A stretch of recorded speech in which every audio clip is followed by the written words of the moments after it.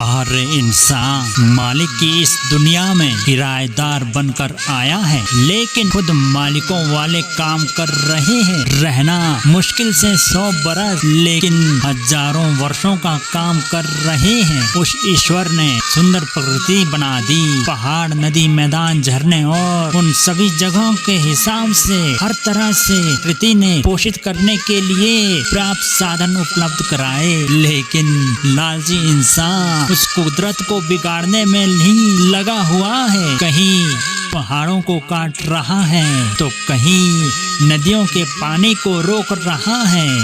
पहाड़ों को काटकर वो अनावश्यक भवनों, मार्गों का निर्माण कर रहा है और पानी की धारा को रोककर या मोड़कर प्रकृति से खिलवाड़ कर रहे हैं। कहीं जल मार्गों के स्थानों पर ही अपने घरों और भवनों का निर्माण कर रहे हैं तो कहीं तीर्थ स्थलों पर भी मार्गों का निर्माण कर धार्मिक से ज्यादा पर्यटन स्थल बना दिए गए हैं।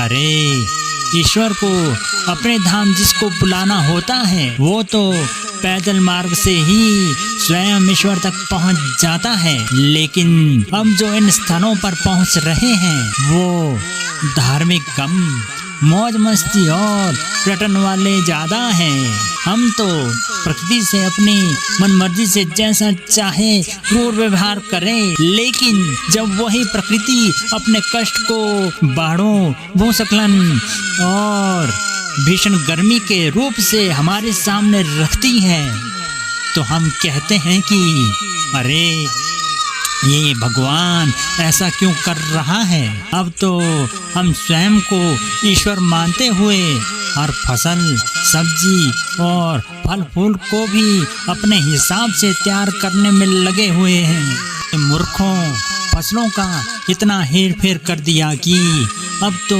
उनको ये भी नहीं पता कि कब दिन होती है और कब रात।